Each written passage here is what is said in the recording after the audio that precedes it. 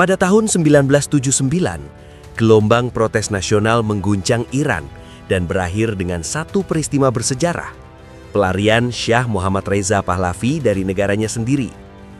Kejatuhan monarki Iran kala itu tidak hanya mengubah wajah Iran, tetapi juga membentuk ulang keseimbangan kekuatan di seluruh Timur Tengah. Hampir setengah abad kemudian, sejumlah pengamat menilai Iran kembali berada di persimpangan sejarah. Meskipun kali ini, arah perubahannya justru berlawanan. Dalam beberapa pekan terakhir, Republik Islam Iran menghadapi tekanan domestik yang semakin intens. Pemicu awalnya bersifat ekonomi. Pada akhir Desember, nilai tukar rial Iran dilaporkan telah merosot hingga 1,42 juta rial per dolar AS, atau setara dengan Rp16.741 untuk saat ini, memperparah krisis biaya hidup yang telah lama dirasakan masyarakat. Kelompok pertama yang turun ke jalan adalah para pedagang di sektor elektronik, sektor yang sangat bergantung pada impor. Dengan nilai mata uang yang terus merosot, aktivitas jual beli menjadi hampir mustahil. Pemogokan pun dimulai, menargetkan kebijakan ekonomi pemerintah dan kegagalan negara menstabilkan pasar. Namun, seperti yang sering terjadi dalam sejarah Iran modern, protes ekonomi dengan cepat bermetamorfosis menjadi gerakan politik yang lebih luas. Dalam hitungan hari, demonstrasi menyebar ke berbagai lapisan masyarakat. Seruan yang terdengar di jalan-jalan tidak lagi terbatas pada tuntutan ekonomi, melainkan langsung menyasar inti kekuasaan. Slogan-slogan anti pemerintah dan kecaman terhadap kepemimpinan tertinggi mulai bergema di berbagai kota. Menurut laporan media internasional dan pemantau independen, aksi protes telah muncul di puluhan, bahkan lebih dari 100 kota dan kabupaten di seluruh Iran. Jumlah wilayah yang terdampak terus bertambah dari hari ke hari, menandakan skala mobilisasi yang tidak lagi bersifat lokal atau sektoral. Momentum ini datang pada waktu yang sangat sensitif bagi kepemimpinan Iran. Pemimpin tertinggi Iran, Ayatollah Khamenei, saat ini berusia 85 tahun, menjadikannya salah satu pemimpin paling lama berkuasa di dunia. Selama bertahun-tahun, isu mengenai kondisi kesehatannya kerap muncul dalam laporan media, meskipun jarang dikonfirmasi secara resmi oleh negara.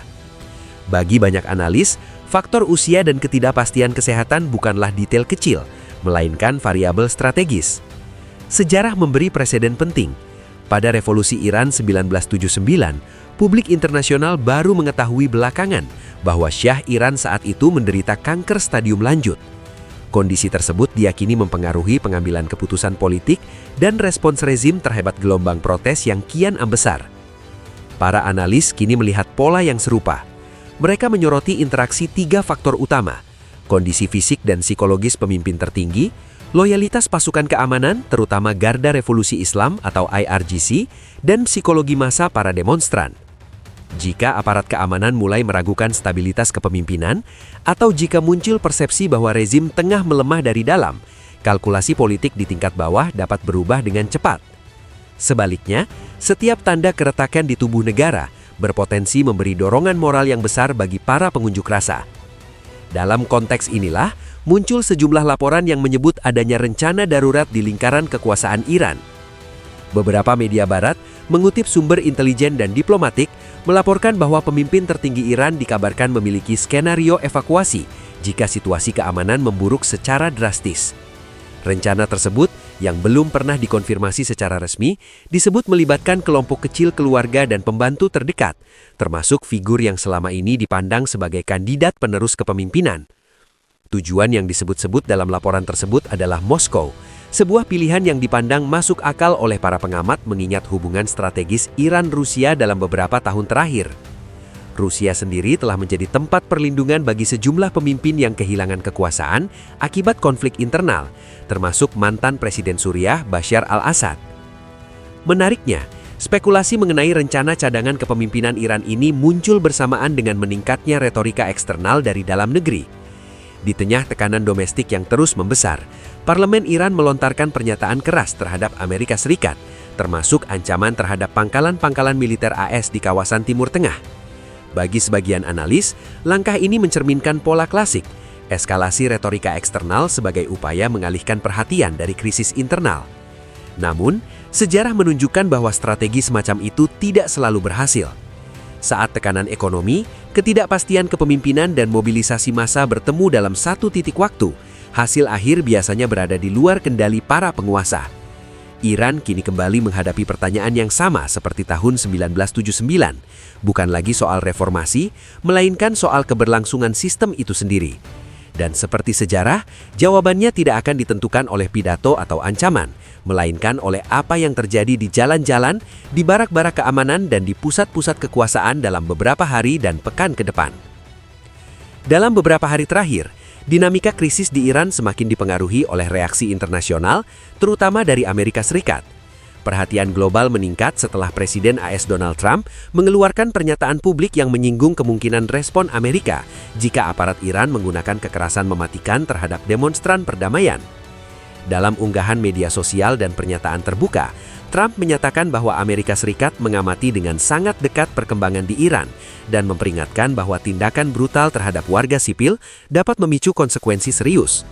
Pernyataan tersebut dipandang oleh banyak pengamat sebagai bentuk dukungan moral bagi para demonstran, sekaligus sinyal tekanan terhadap kepemimpinan Iran.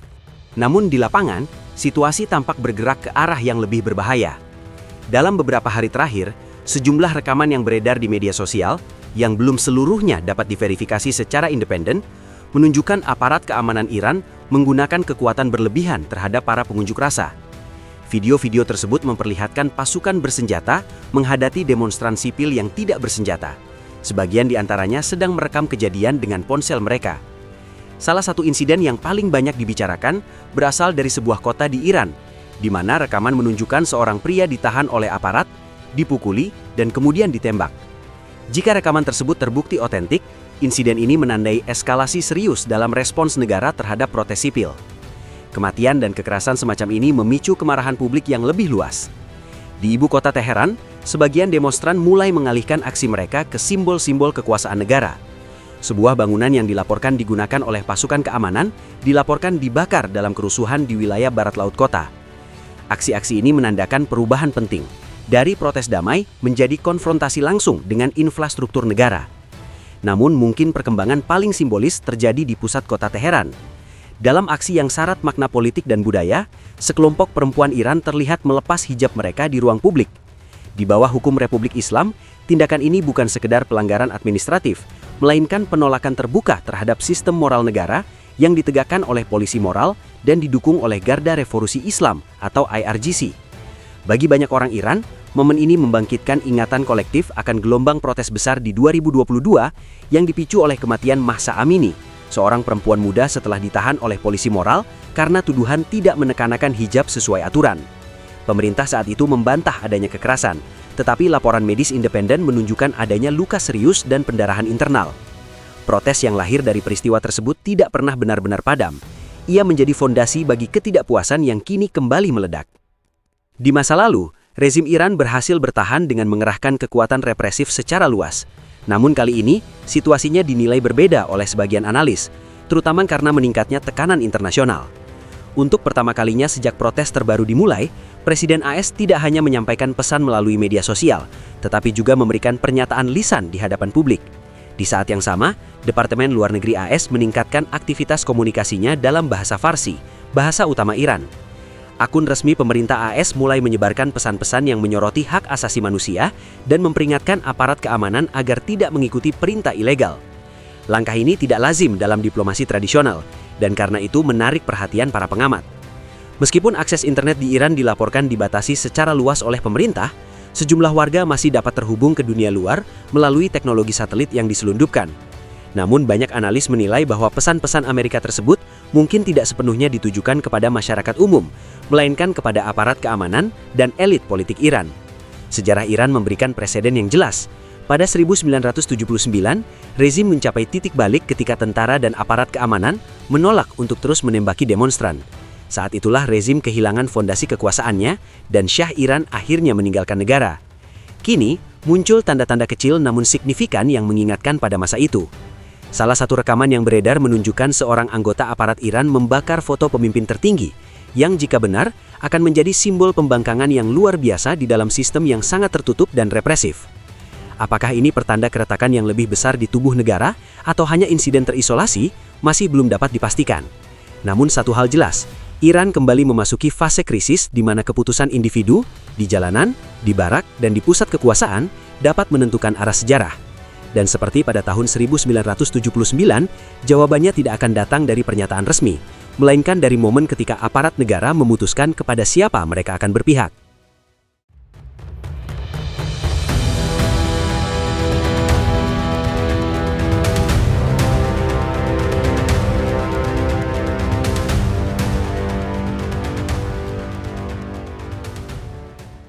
Setiap hari, semakin banyak kota dan wilayah yang bergabung dalam gelombang protes.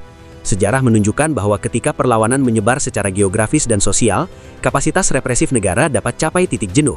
Bukan karena kekuatan negara hilang, melainkan karena jumlah titik konflik menjadi terlalu banyak untuk dikendalikan secara simultan. Inilah skenario yang paling diwaspadai oleh elit politik dan keamanan Iran. Di luar dinamika domestik, tekanan eksternal juga berpotensi mempersulit situasi. Pada pekan sebelumnya, Perdana Menteri Israel Benjamin Netanyahu melakukan kunjungan ke Amerika Serikat dengan agenda utama membahas program rudal balistik Iran bersama Presiden AS Donald Trump. Program ini telah lama menjadi perhatian serius Israel. Meskipun Iran secara luas diyakini belum memiliki senjata nuklir operasional, kemampuan rudal balistiknya dinilai signifikan dan terus berkembang. Bagi Israel, persoalannya bersifat geografis dan strategis. Wilayahnya berada dalam jangkauan rudal-rudal Iran. Sejumlah konflik regional sebelumnya menunjukkan bahwa sistem pertahanan udara Israel, termasuk Iron Dome dan lapisan pertahanan lainnya, tidak dirancang untuk mencegah seluruh spektrum rudal balistik jarak menengah secara sempurna.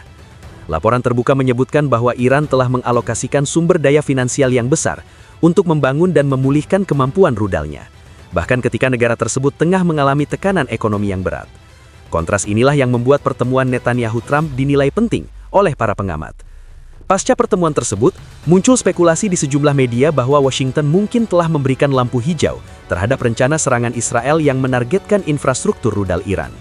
Namun hingga kini tidak ada konfirmasi resmi mengenai persetujuan tersebut. Di sisi lain, terdapat pertimbangan strategis yang justru dapat menahan Israel untuk bertindak dalam waktu dekat. Sejumlah analis berpendapat bahwa serangan eksternal terhadap Iran di tengah gelombang protes domestik berpotensi menghasilkan efek sebaliknya, menyatukan masyarakat di bawah sentimen nasionalisme. Fenomena rally around the flag ini telah berulang kali terjadi dalam sejarah, ketika konflik luar negeri mengalihkan perhatian publik dari krisis internal dan justru memperkuat legitimasi rezim yang sedang tertekan. Karena alasan inilah, Israel kemungkinan enggan memberi kepemimpinan Iran alasan untuk memobilisasi dukungan nasional melalui ancaman eksternal. Sementara itu, kekhawatiran terbesar Tehran mungkin bukan berasal dari Washington atau Tel Aviv, melainkan dari kondisi ekonominya sendiri. Beberapa politisi Iran secara terbuka merujuk pada contoh Venezuela dan Suriah, dua negara yang mengalami keruntuhan ekonomi bertahap sebelum stabilitas politiknya runtuh. Mereka memperingatkan bahwa jika krisis ekonomi Iran terus berlanjut tanpa perbaikan nyata, skenario serupa bisa terjadi. Ketika ekonomi memburuk, dampaknya tidak hanya dirasakan oleh masyarakat sipil. Aparat keamanan, polisi anti huru-hara dan bahkan personil militer juga menghadapi tekanan hidup yang sama. Sejarah menunjukkan bahwa ketika pasukan keamanan mengalami kesulitan ekonomi dan kehilangan kepercayaan pada masa depan negara, kesediaan mereka untuk mempertahankan rezim dengan kekerasan dapat berkurang. Pada titik tertentu, kelaparan dan ketidakpastian hidup seringkali mengikis toleransi masyarakat dan aparat terhadap sistem otoriter. Iran kini berada pada fase yang sangat rapuh, di mana faktor domestik dan internasional saling berkelindan. Belum jelas kemana arah krisis ini akan bergerak. Namun satu hal tampak pasti, dinamika yang sedang berlangsung bukanlah peristiwa sesaat, melainkan proses yang berpotensi menentukan arah masa depan Republik Islam Iran. Seperti dalam banyak momen bersejarah sebelumnya, hasil akhirnya tidak akan ditentukan oleh satu peristiwa tunggal, melainkan oleh akumulasi keputusan di jalanan, di institusi keamanan, dan di pusat-pusat kekuasaan dalam waktu yang relatif singkat. Bagikan pendapat Anda di kolom komentar di bawah ini. Jangan lupa untuk like, subscribe, dan aktifkan notifikasi pada video ini agar tetap mendapatkan informasi tentang perkembangan terbaru dalam perubahan tatanan dunia yang sedang berlangsung. Terima kasih telah menonton, dan sampai jumpa di video berikutnya.